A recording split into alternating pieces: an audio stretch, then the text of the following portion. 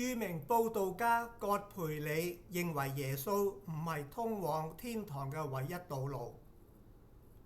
葛培理 Billy Graham 嗱，呢度睇咧，1918年出世啊，2018年死啊，咁你睇落去係咪100歲死咧？有100歲命咧？咁其實佢得99歲幾啫。咁佢比平均美國人嘅壽命係多咗20年，因為平均壽命係得79歲啫嘛，多咗20年嘅，佢就幾長命嘅。咁出世喺邊度咧？係美國北卡羅納州夏洛特，即係 North Carolina 嗰度啦。咁咧佢就係美國基督教新教福音派嘅佈道家。咁咧俾人按立做美南浸信會嘅牧師，係第二次世界大戰以後福音派教會嘅代表人物之一。咁佢1978年嗰時咧，有間雜誌訪問佢，咁佢話咧：我曾經相信遠方國家嘅異教徒，如果冇聽過耶穌基督嘅福音咧，就會迷失，會落地獄。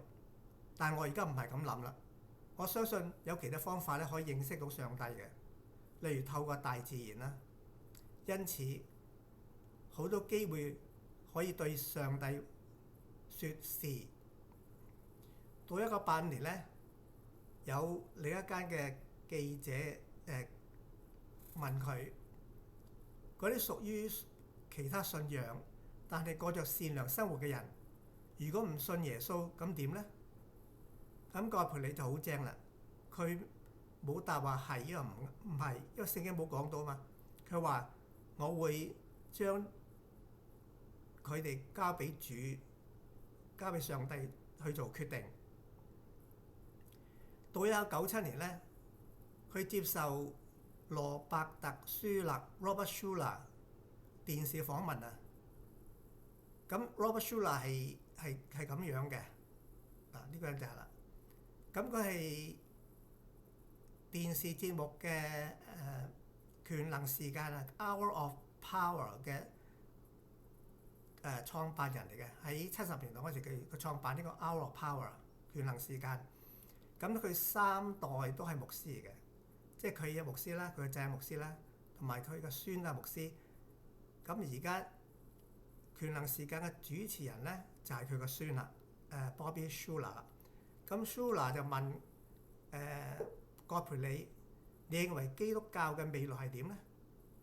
葛培理就答話：我認為基督嘅身體咧係包括所有基督教嘅團體啦，甚至基督教以外嘅，即係唔信耶穌嘅人都包括埋喺呢個基督教嘅身體嗰度。我認為凡愛基督或者認識基督嘅人咧，佢哋都係基督身體嘅成員。而家上帝係做緊乜嘢咧？佢淨係喺全世界呼召人咧歸入佢嘅名啊！無論佢哋嚟自穆斯林世界啦、佛教世界啦、基督教世界啦，或者非信仰世界，即係包括啲無神論者啦，佢哋都係基督身體嘅成員，因為佢哋被上帝呼召咗啦。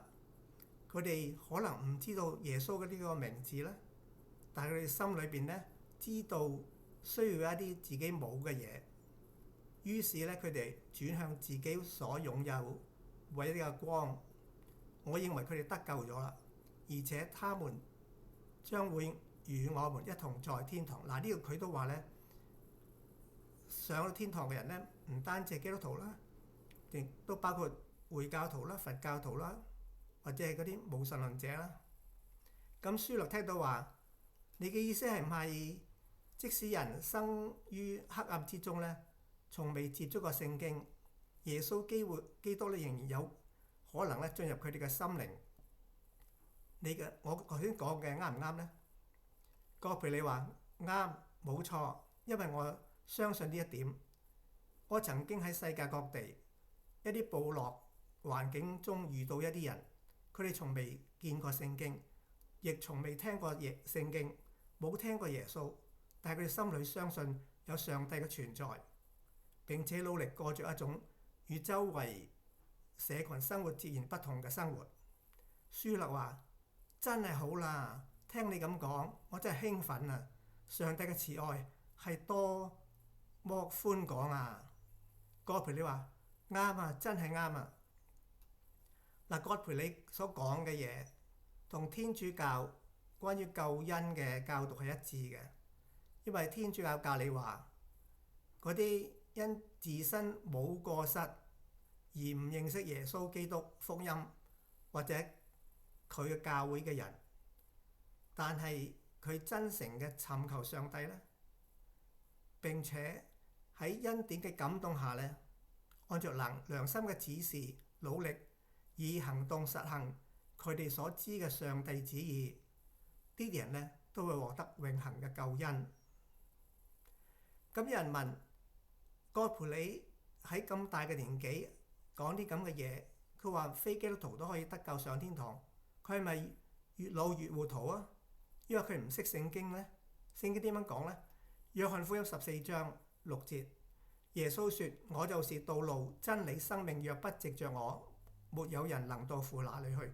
嗱，呢度講到話係耶穌係唯一通往天堂嘅道路啊！一定要認識耶穌先可以上天堂嘅。使徒行傳第4章點講呢？除他以外，別無拯救，因為在天下間沒有賜下別的名，我們可以靠着得救。呢個他咧係指耶穌基督，佢話淨係靠耶穌基督先可以得救嘅。咁究竟係聖經講得啱啊，一係葛培理講得啱呢？